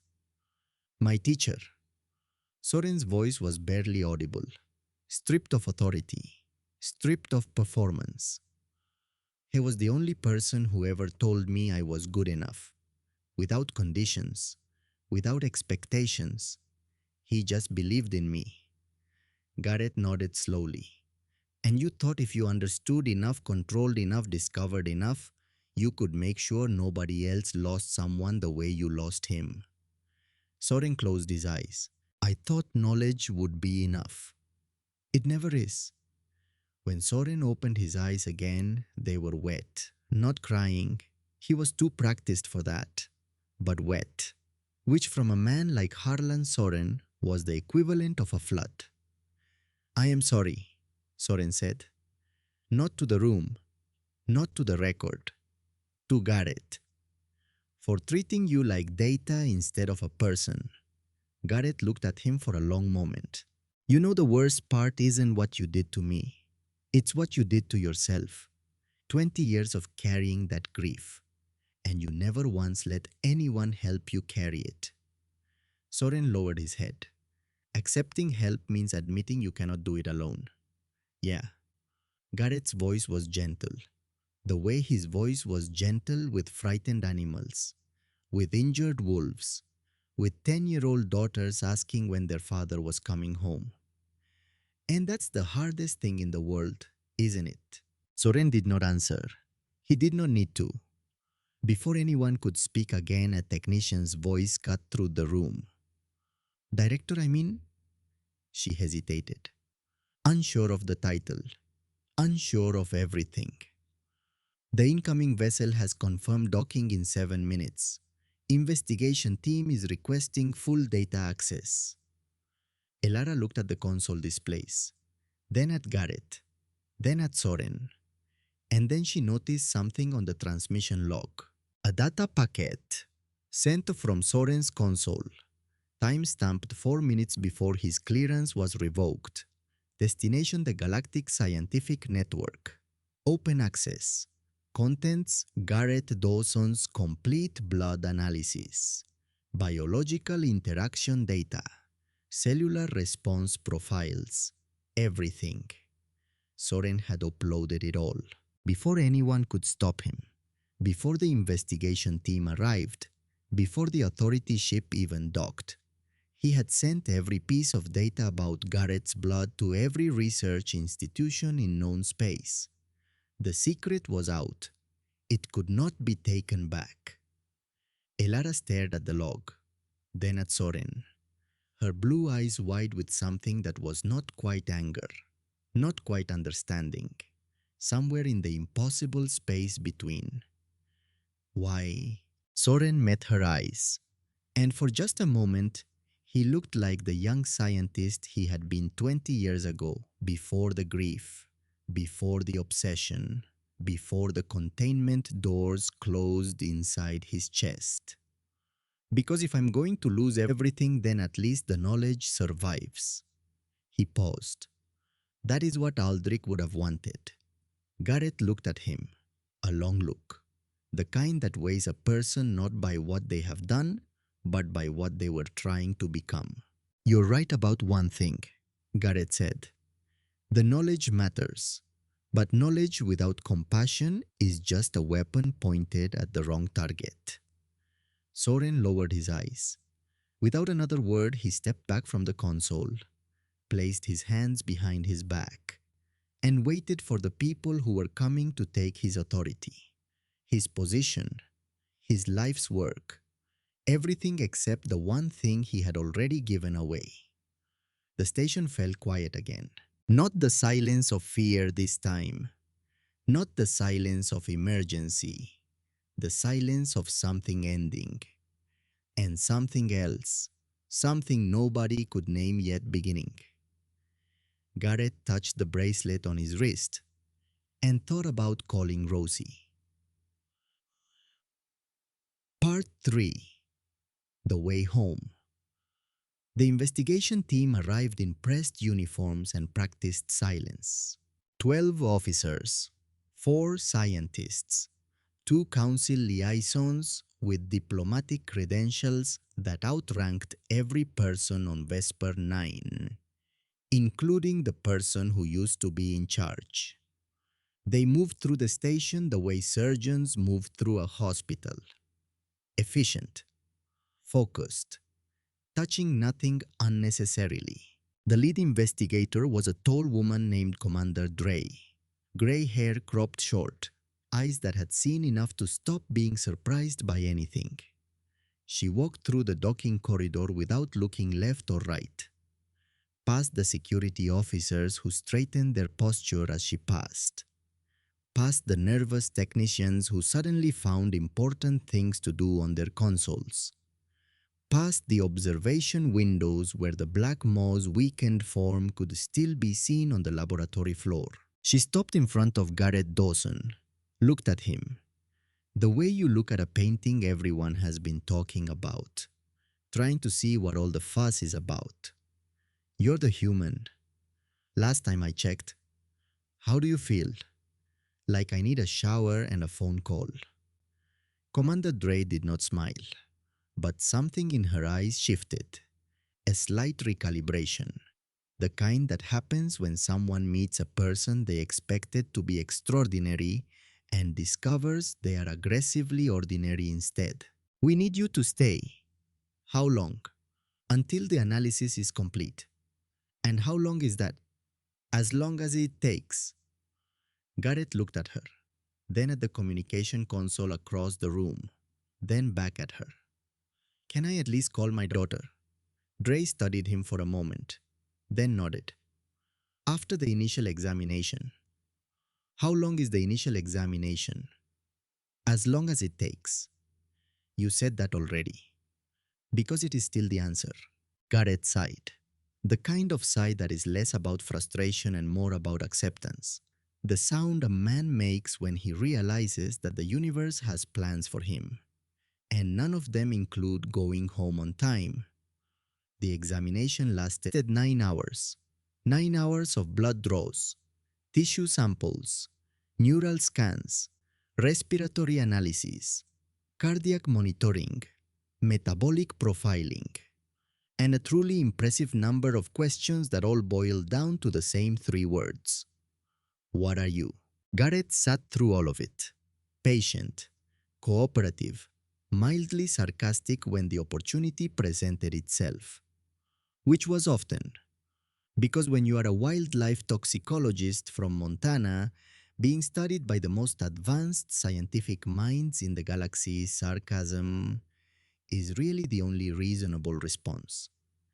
Have you ever been exposed to radioactive material? Not on purpose. Have you consumed any unregistered biological supplements? I take a multivitamin. Does that count? Have you undergone any genetic modification procedures? My ex-wife tried to modify my personality. Does that count? The lead physician did not laugh, but the assistant behind her covered her mouth with her clipboard, which Garrett counted as a win. Through it all, Elara Voss stayed. Not inside the examination room. She was not authorized, but she stayed on the other side of the glass, at her console, monitoring every data stream, cross-referencing every result, running her own parallel analysis on equipment she had quietly commandeered from the xenobiology lab. Nobody told her to stay. Nobody asked her to. In fact, Commander Dre had explicitly suggested that all non-essential personnel return to their quarters until the investigation was complete. Elara had nodded politely and stayed exactly where she was, because Elara Voss had learned something about herself in the last 24 hours. Something that 3 years of careful rule-following, authority-respecting academic training had never taught her. Rules are valuable until they ask you to abandon someone who needs you. And then rules become the thing you step over on your way to doing what is right. The second day was quieter. The emergency lights had finally been replaced by normal lighting. The containment corridors had been cleared. The smaller research predators had been safely relocated to temporary habitats on the station's outer ring. The security drones had been recalled to their ceiling compartments. Vesper 9 was starting to breathe again. Garrett was given a temporary quarters assignment. Small, clean, a bunk, a desk, a window that looked out toward a field of stars so vast it made his cabin in Montana feel like a closet. Inside a closet, inside a very small closet. He sat on the edge of the bunk, staring at the communication console on the desk. He could call Rosie now. Commander Dre had cleared it. No restrictions, no monitoring. Just a father calling his daughter across 47 light years of empty space. And he could not make himself pick up the comm unit. Because what do you say? Hey kiddo, daddy got bitten by the deadliest animal in the galaxy. But I'm fine. Mostly. Except that my blood apparently terrifies every apex predator in known space. And the director of this station tried to use me as a laboratory experiment. And I may have accidentally become the most biologically significant organism in recorded history. But other than that same old stuff. How is math class? He put his head in his hands, and that is how Elara found him. She knocked on the open door frame. 2 soft taps. Her blonde hair was down for the first time since he had met her. It fell past her shoulders in loose waves that caught the artificial light and turned it warm. She had changed out of her laboratory coat into something simpler. A pale blue pullover that made her eyes look like the center of a very calm flame. She looked young, younger than she had looked under emergency lighting, with dust in her hair and defiance in her jaw. Standing in the doorway, she looked like what she actually was. 26 years old, far from home, carrying more responsibility than anyone her age should ever have to carry. Can I come in? Garrett looked up, managed a half smile. Depends. Are you here to take more blood? No. Run more scans? No. Tell me something terrifying about my own biology. Possibly, but not on purpose. He gestured toward the only chair in the room. She sat, carefully, the way she did everything. Precise, intentional. As if every action had been considered and approved before execution. They sat in silence for a moment. The kind of silence that is not empty. The kind that is full of things neither person knows how to say yet. You haven't called her, Elara said. Not a question. No. Why? Garrett leaned back against the wall, looked at the ceiling, looked at the stars through the window, looked anywhere except at the comm unit sitting on the desk like a grenade with a very patient fuse. Because I don't know how to explain any of this in a way that makes sense to a 10-year-old. You could just say you are coming home. I could. But she'll ask questions. She always asks questions. And I will either have to lie to her or tell her the truth. And the truth is that her father is sitting on a space station because something in his blood makes alien predators sick. And I don't know how to make that sound normal. Elara tilted her head, considering. On my world, there is no concept of normal. There is only what happens, and what you do with it. What's your world like? She paused, A flicker of something crossing her features. Not homesickness exactly, something gentler, the memory of a feeling rather than a place. Children are raised by communities. Everyone belongs to everyone. No single person is yours, and you are no single persons. I always told myself that was a strength, that belonging to the whole meant you were never truly alone. Was it a strength? Elara looked at her hands, folded in her lap. I spent the first 20 years of my life surrounded by people who genuinely cared about me. And I still felt alone in ways I couldn't explain to any of them. Because caring about everyone equally is nearly the same as belonging to no one. She looked up. I think that is part of why I study what I study. Isolated organisms, creatures that exist outside normal ecosystems, things the database doesn't have categories for yet. Gareth looked at her, something settling in his expression, the quiet recognition of one person seeing another person clearly. You're not studying them, he said. I'm sorry. You're not just studying them. You're trying to understand how something survives when it doesn't fit anywhere. Elara was quiet for a long moment. You are very perceptive for a man who was bitten by an apex predator less than 24 hours ago.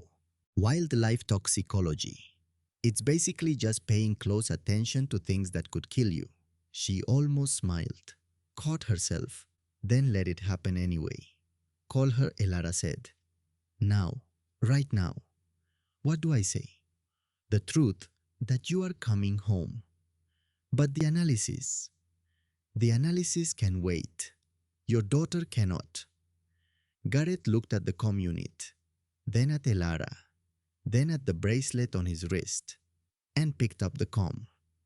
Montana, Earth, 47 light years away. Rosie Dawson was sitting on her bedroom floor, cross-legged, surrounded by beads, a leather cord draped across her knee, working on another bracelet. The third one this month. Her phone buzzed. She picked it up so fast she knocked over the bead container. Blue and green beads rolled across the carpet in every direction. Dad. Hey kiddo. His voice. Right there. Not a recording. Not a voicemail. Him. Are you coming home? Yes. Like, for real this time. For real. When? Soon. You always say soon. This time I mean it. A pause. The kind that exists between people who love each other across distances that should be impossible. Did work go okay? Gareth looked through the window of his temporary quarters. Stars. Infinite. Silent. Indifferent. It was a strange week. You always say that. This time I really mean it. Rosie laughed. That sound, that specific sound, 10 years old, full of trust, full of knowing her father, full of accepting him exactly as he was. Not the version he wished he could be. Not the version anyone expected. Just him. Daddy. Yeah. I made you a new bracelet. Yeah. This one has blue and green beads. Because I still don't know which one is your real favorite. They're both my favorite. That's not how favorites work. It is when you made them both. Silence again. The warm kind. The kind that is not absence. The kind that is presence. Just quieter. I love you, Daddy. I love you too, Rosie. More than anything in the whole galaxy. The whole galaxy. The whole galaxy. That's a lot. Yeah, it is. She hung up, the way 10-year-olds hang up, abruptly, without ceremony, already moving on to the next thing, which was probably picking up the beads she had scattered across the carpet. Gareth set the comm unit down and sat there for a long time, in a room full of starlight, with tears on his face that he did not bother wiping away. Because some things deserve to be felt, completely, without editing. without performance, and missing your daughter is one of them. Elara was waiting outside his door when he finally emerged. She did not ask how the call went. She could see it on his face, the redness around his eyes, the looseness in his shoulders, the way his jaw was no longer clenched. He looked like a man who had set something down that he had been carrying for a very long time. The results are in, she said. Already, the authority brought their own analysis team, fastest molecular sequencing in the sector. They had been pre-processing preliminary data throughout your examination. The final report was complete 20 minutes ago, and she held out a data tablet. The screen glowed with dense rows of scientific notation, charts, graphs, molecular diagrams, the kind of information that would take a normal person a year to interpret. Garrett looked at it. I have no idea what any of this means. I know, that is why I translated it. She took the tablet back, scrolled to the final page, a summary, written in plain language, by someone who understood that the most important discoveries in history should be explained in words that everyone can understand. Your blood is not toxic, she said. It is not a weapon. It is not a pathogen. It is not an infection. Then what is it? It is you. Garrett frowned. Elara continued, carefully choosing each word the way a jeweler chooses stones. Earth has spent 4 billion years forcing every living organism on its surface to adapt, to compete, to survive against threats that never stop changing. Radiation, ice ages, volcanic extinction events, bacterial plagues, viral mutations, predators that evolved specifically to hunt each other, plants that developed toxins to avoid being eaten, animals that developed resistance to those toxins. And then the plants evolved new toxins, and the animals evolved new resistance. An endless arms race that never, not once in 4 billion years, took a break. She paused. Every other habitable world in the galactic database achieved biological equilibrium, ecosystems that stabilized, food chains that settled, species that stopped competing because competition was no longer necessary for survival. Another pause. Longer. Earth never did. Garrett leaned against the corridor wall. So, what does that mean for my blood? It means your immune system is not just designed to fight human diseases. It is designed to fight everything. It is over-engineered, redundant, aggressive. It carries molecular markers from millions of years of biological warfare that your body does not even use anymore. Remnants, leftovers, evolutionary souvenirs. And those leftovers trigger a catastrophic stress response in species that have never encountered them, because their immune systems have no framework for processing what they are detecting. The markers read as a simultaneous, unclassifiable threat from multiple biological eras. Their bodies respond as if facing every predator, every pathogen, every competitor their evolutionary line ever encountered, all at once. She looked at him directly the way she always looked at things, without softening, without flinching. You are not dangerous, Garrett. You are just incompatible. Incompatible. Ecologically incompatible. That is the official designation. Garrett stared at the ceiling, processing. So, I'm basically chocolate. Elara blinked. What? Chocolate. Harmless to people. Causes serious physiological distress in dogs. Not because it's a weapon, not because it's poison, just because dogs aren't built to process what's in it.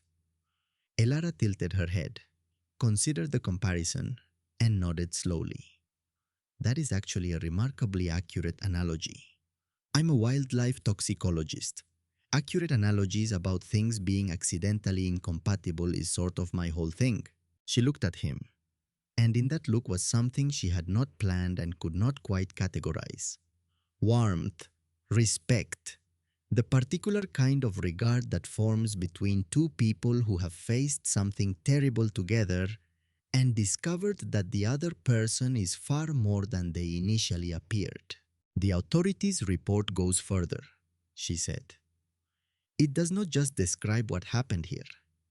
It recommends a complete revision of how the galactic community classifies and interacts with human biology. What does that mean practically? It means every assumption about human fragility that has been embedded in galactic safety protocols for 50 years gets reconsidered. It means research institutions that have been working with human biological samples under containment protocols designed to protect humans from the outside world will have to rethink which direction the protection should flow. She paused. It means the galaxy is about to learn something it should have asked about a long time ago. What's that? That the species it assumed needed the most protecting was the one it understood least. Garrett was quiet for a moment. Then he said something that surprised her. Does it say anything about the black maw? Elara checked the tablet. The veterinary recommendation is for a full habitat redesign. Better environmental conditions, species-appropriate space. The authorities' position is that the creature has been held in conditions that did not reflect its biological needs and that its behavior, including the initial breach, may have been driven partially by chronic environmental stress rather than pure predatory instinct. So it was miserable. That is not the clinical language used, but that's what it means. Ilara looked at him. Yes, she said. That is what it means.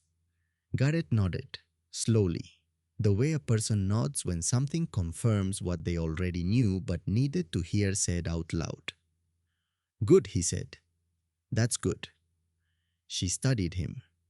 This man who had nearly died twice in the last 48 hours, who had accidentally rewritten the foundational assumptions of galactic biology, who was currently most concerned about the welfare of the animal that had bitten him. You are a very strange person, she said. Montana, he said simply. Is that an explanation or an excuse? Mostly just context. The final report was published the following morning. Not by Director Soren, not by Commander Dre, not by the investigation team, by the Galactic Biological Authority itself, the highest scientific body in known space, speaking with the full weight of 3 centuries of accumulated knowledge. And what it said changed everything. Human biological systems are not anomalies requiring correction. They are not threats requiring containment. They are not weapons requiring regulation. They are independent evolutionary models produced by a planet whose biological history has no parallel in the galactic database. Products of an environment so relentlessly demanding that the organisms it produced carry within them layers of biological complexity that no cataloging effort has yet fully mapped. The recommendation did not call for quarantine, did not call for isolation, did not call for restriction. It called for understanding. And that in a galaxy that had spent decades classifying humanity as biologically unremarkable was a revolution. The word spread faster than light, which is saying something, because light is usually considered the fastest thing in the universe. But information, especially information that rewrites the rules, moves even faster. Through channels, through networks, through whispered conversations between scientists who called their colleagues in the middle of the night to say, "Did you read it? Did you read what they found?" Within hours, every research institution in the sector had the report. Within days, every university in the galaxy had revised its curriculum requests. Within a week, military strategists across known space had quietly removed one dangerous assumption from every threat assessment they had ever written. Humans were not fragile. They had never been fragile. They were the product of a planet that did not believe in fragile. A planet that tested every organism on its surface with fire and ice and famine and plague.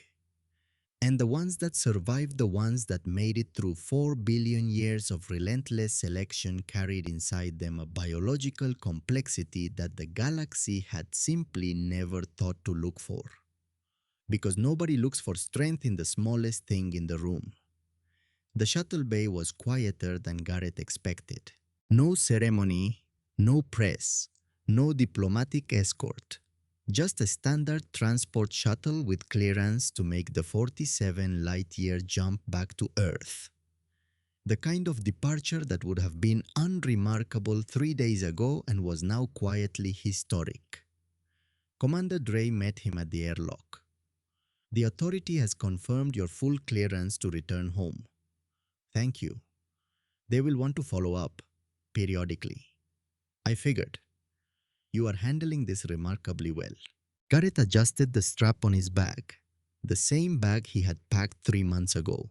Same clothes, same field jacket, same man. Except now somehow also not the same man at all. I've handled grizzly bear relocations in thunderstorms. This is just a bigger thunderstorm. Dre almost smiled. Almost. Garrett was starting to think almost smiles were the highest compliment this particular corner of the galaxy was capable of giving. He turned to leave. Garrett. He turned back. Elara was standing at the end of the corridor, still in the pale blue pullover, her blonde hair loose around her shoulders, holding something in her right hand. She walked toward him. Measured steps, the way she always walked. Every movement deliberate, every action considered. She stopped in front of him, close enough that he could see the faint pattern of freckles across her nose, which he realized was the most human-looking detail about her. And also the most alien, because human freckles were random. Hers were symmetrical, perfect, as if someone had placed them with intention. Your medical report, she said, holding out a small sealed data crystal. Garrett took it, turned it over in his fingers. Do I want to know what's on it? The medical summary confirms you are completely healthy. That is not why I made it. Then why?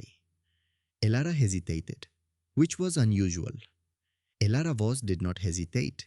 She calculated. She decided. She acted. Hesitation was not part of her operational vocabulary until now. Everything she said, the complete analysis, the molecular profiles, the authorities' final classification, the revised guidelines for human-alien biological interaction protocols, everything they discovered about why your species is the way it is. She paused. I thought you might want to understand yourself the way the galaxy is about to understand you. On your own terms, before the institutions and the governments and the research requests start arriving. Garrett looked at the crystal, then at her. You put this together for me. I assisted with the compilation. That's not what I asked. She looked away.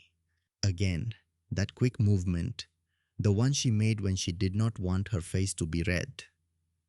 I wanted it to be accurate, she said. Because accuracy matters when you are describing someone who... She stopped, started again. Someone who deserves to be described correctly. Garrett slipped the crystal into his jacket pocket, next to his heart, next to the crooked bracelet's twin impression on his wrist. Thank you, Elara. For the crystal, for everything, for staying behind the glass when you could have left, for walking through the door when you should not have, for sitting on a floor with me while the world was falling apart, for telling me to call my daughter before the data was ready because the data could wait. She looked at him, those blue eyes, steady, clear, full of something that was not quite sadness and not quite hope. The specific feeling of a person who has found something worth keeping and is not yet sure they are allowed to keep it. On my world, when someone does what I did, they call it foolish. On my world too. Then why do you keep thanking me for it? Because the best things people do for each other are usually the foolish ones. She smiled. A real one this time. Not quick, not hidden. A smile that started in her eyes and traveled down to her mouth and stayed there long enough for him to memorize it. Write to me, she said, when you are home. I will. You will get busy with your daughter, with your work, with your life. Elara, yes. I spent 3 years not calling my daughter back because I was too busy. I am not making that mistake twice. She held his gaze for a moment, then nodded. The small, precise nod of someone who has heard something they actually believe. Good. Garrett walked toward the airlock. But before he boarded the shuttle, he stopped, turned back toward the station, toward the observation window that overlooked the containment level, because he wanted to see it one more time. The Black Maw. It was no longer in the laboratory. The authority had already begun implementing the habitat redesign during the investigation. The reinforced prison walls were being replaced. The magnetic locks designed entirely for containment were being reconfigured to allow the creature something closer to natural behavior. What he could see through the observation window was the beginning of a different kind of space. Dark stone panels being fitted into the walls. Low warm lighting replacing the clinical fluorescence. Room. For the first time since the creature had been brought to Vesper 9 actual room, the Black Maw was lying near what would become the habitat entrance. Not in the center of the room pressed against the far wall the way it had always positioned itself before, the posture of something trying to put as much distance between itself and the walls as the walls allowed, but near the entrance, oriented outward, watching. Its breathing was slow and steady. The metabolic crisis had fully passed. The veterinary team had confirmed complete recovery. Whatever reaction Garrett's biology had triggered, the fever, the distress, the desperate warning broadcast to the other creature in the corridor, it was over now. The creature was still. The particular stillness of something that is not bracing for what comes next. The stillness of rest. As Garrett watched through the glass, the Black Maw lifted its head. Slowly, the way large animals do when they have no reason to rush. Economy of movement, conservation of energy. Each gesture deliberate. It turned toward the observation window. It could not see him. The glass was reflective from the inside. Observation grade, one way. But it tilted its head with the particular attention of a creature that is detecting something without being able to name what it is detecting. A presence, a resonance, the fading biological trace of the thing that had changed its world. For a long moment, it held that posture. Those dark, deep, ancient eyes oriented toward the glass as if they could see through it, as if they were trying to communicate something across the barrier. Not a warning, not a threat, not the calculative assessment of a predator sizing up prey. Something else. Something that did not have a word in the galactic database because it had never been observed in this species before.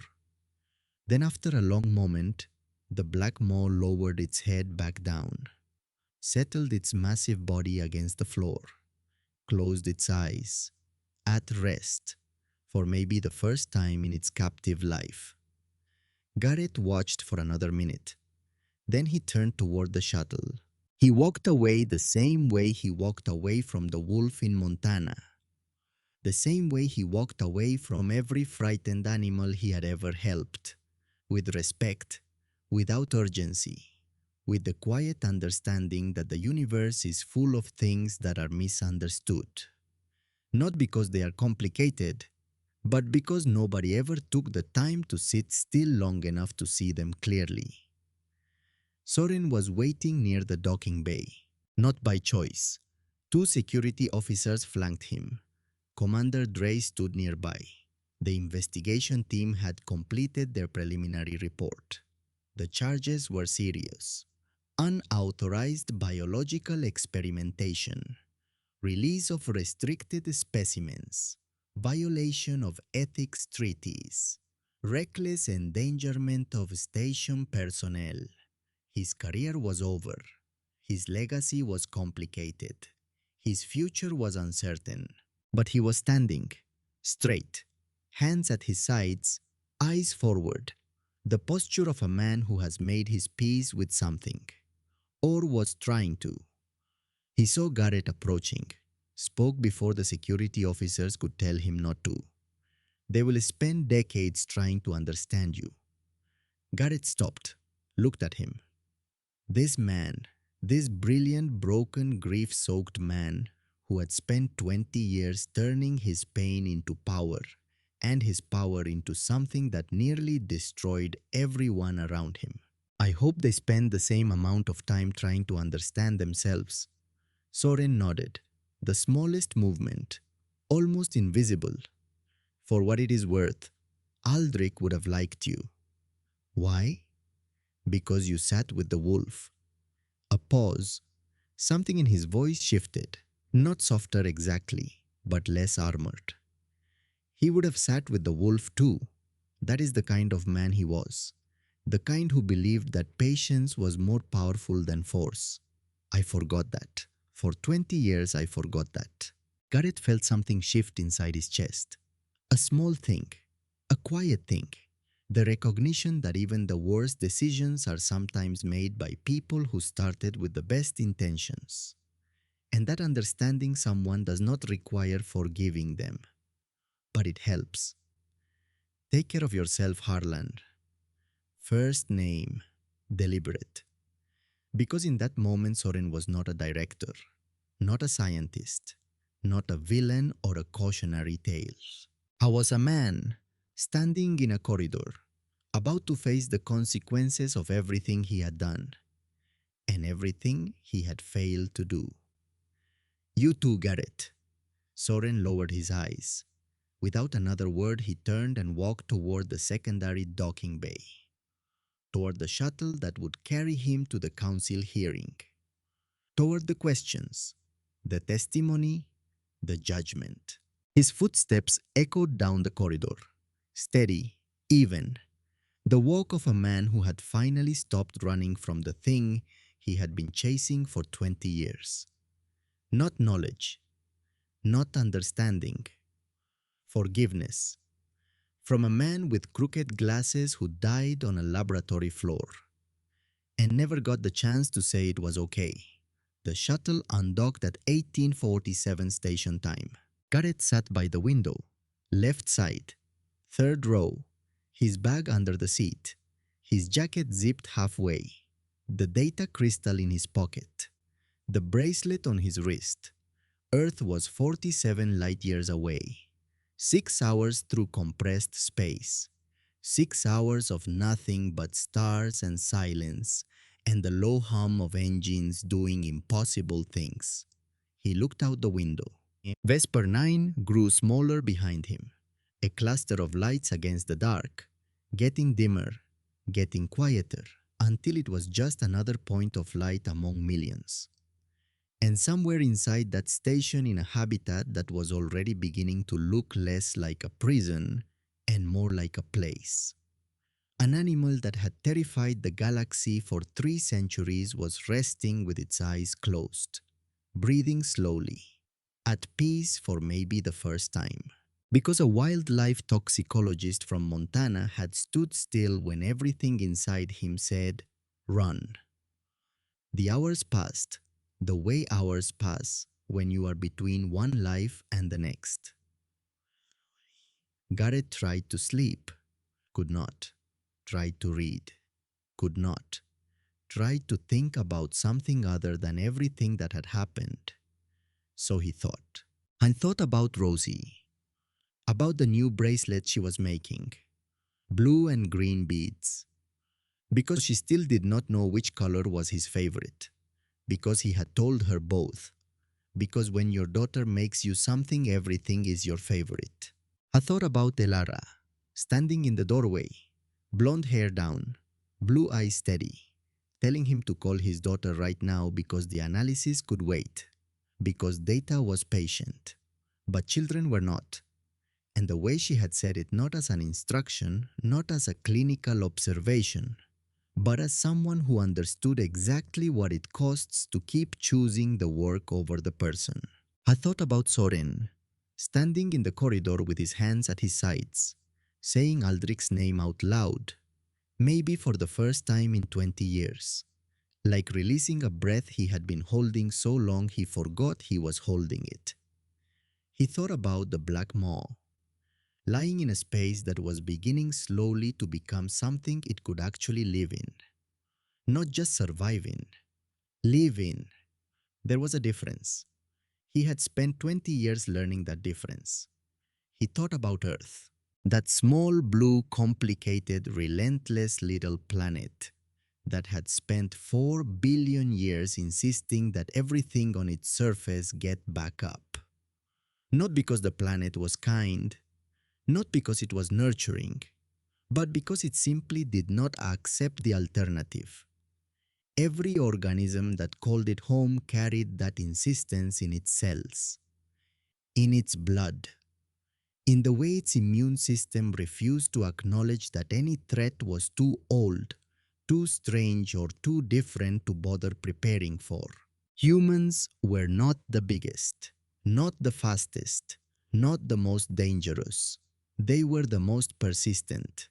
And persistence, Garrett thought, was not impressive while it was still happening. It did not look heroic in the middle. It looked like a man sitting in the snow with a thermos of coffee for 6 hours. It looked like a kid threading beads onto a cord and starting over when the pattern came out wrong. It looked like sending a text every Sunday morning, even when the answer took days to arrive. It looked ordinary right up until the moment it changed everything. He pulled the data crystal from his pocket, turned it over in his palm. In the low blue light of the shuttle cabin, it glowed faintly. All of it inside. The complete picture of what he was rendered in the most precise scientific language the galaxy had ever developed. I thought about what Elara had said, that he deserved to understand himself the way the galaxy was about to understand him, on his own terms, before the institutions got to him, before the research requests, before the governments and the committees and the very serious people with very serious questions decided what his biology meant for everyone else. He wanted to understand it himself first. He tucked the crystal back into his pocket. He could read it at home, on a Sunday morning, with coffee that tasted like real coffee and not like whatever the station cafeteria had been doing to beans. He could read it slowly, on his own terms, and then he could decide what to do with it. That Garrett thought was the thing that the galaxy seemed to find most surprising about humans. Not the biological complexity, not the immune chemistry, not the 4 billion years of encoded survival, but the insistence on deciding things for themselves, on taking information and sitting with it and chewing on it and arriving at their own conclusions in their own time, as if they had never been told that was unusual, as if they had always just assumed it was their right. Maybe that was the real thing the galaxy had not accounted for. Not what was in the blood, but what was in the mind behind it. Earth appeared in the window like a promise someone had finally decided to keep. Small at first, a blue dot, barely distinguishable from the surrounding stars, then bigger, brighter, more defined, Oceans separating from clouds, continents emerging from the blue, green and brown and white, and the particular color of atmosphere that exists nowhere else in the galaxy. So ordinary, so impossibly, stubbornly, beautifully ordinary. The shuttle began its descent sequence. Atmospheric shields activated. The window filled with the amber glow of re-entry. Heat and light and the physics of coming home. Garrett touched the bracelet on his wrist, ran his thumb across the crooked beads, felt every uneven knot, and smiled, because in a few hours he would be standing in front of his daughter's school, and she would come out of those doors at a dead sprint. And the new bracelet, blue and green, both colors, because when you don't know which one someone loves more, you give them both, would be pressed into his hand by fingers that were still learning how to tie a proper knot. And it would be in every way that mattered perfect. The shuttle landed at 0644 Mountain Standard Time. Billings, Montana, United States, Earth. The air tasted different. He noticed it immediately, stepping off the ramp, breathing in cold morning air, pine, diesel, distance, the particular bite of October at altitude, which is not cold in the way that research stations are cold, not mechanical, not recycled, cold the way alive things are cold, earth air. He had not realized how much he missed it until it was in his lungs again. His ex-wife's car was parked in the pickup area, engine running, condensation on the windows. She did not get out. She did not wave. She simply waited, the way she always waited. Patient, practical, the kind of person who showed up on time even when she was angry with you, which she was. He knew that before he even opened the door. He stood in the parking lot for a moment and just looked at the car, at the familiar dent above the rear wheel well that she had never bothered to fix, at the blue parking permit hanging from the mirror that Rosie had decorated with the stickers at the beginning of the school year. Small things, ordinary things, the kind of things that accumulate in the background of a life you are actually living in. He had missed them without knowing he was missing them. Garrett opened the passenger door. Hey, thanks for coming. Rosie would not stop asking. I know. She's at school. You can pick her up at 3. Okay. A pause. Long enough to hold everything they no longer said to each other. Short enough to confirm that they were still despite everything. Two people who had once loved each other and who still shared the most important thing either of them had ever made. She looked older than she had 3 months ago. Or maybe he was just looking more carefully. There were things in her face that had been there before, but that he had not taken the time to actually see. Tiredness, worry. The specific expression that appears on the face of someone who has been explaining to a 10-year-old every single day that her father is fine and will be home soon, while quietly not knowing whether either of those things was true. He had put that expression there, by being gone, by always having a reason that felt important enough in the moment and less important when viewed from across 47 light years. Garrett. Yeah. Don't disappear again. I won't. You said that last time. I know, but last time I hadn't been bitten by the deadliest predator in the galaxy and accidentally rewritten the biological classification of the human species. She looked at him for a long moment, the way only someone who has seen every version of you can look at you. The version who made them laugh. The version who made them cry. The version who forgot anniversaries. The version who sat in the snow with a wolf for 6 hours because he could not stand to watch something frightened and alone with no one willing to sit with it. You are impossible, she said. But the anger in it was smaller than he expected. worn down by something that might have been underneath everything relief. I know. She loves you. I know. Then be here. I will. It was not forgiveness. He was not asking for that, and she was not offering it. But it was something. A door held open just slightly by two people who were both still trying to do right by the same small, stubborn, bracelet making kid. That was enough to walk through. He picked Rosie up at 3. She came out of the school building at a dead sprint, backpack bouncing, hair flying, sneakers slapping the concrete with the urgency of someone who has been waiting for this moment for 3 months and cannot wait 1 second longer. She hit him at full speed, arms around his waist, face buried in his jacket, holding on with the grip strength of a 10-year-old who has decided that letting go is not an option. Daddy, hey kiddo, you're here. I'm here. For real. For real. She pulled back, looked up at him.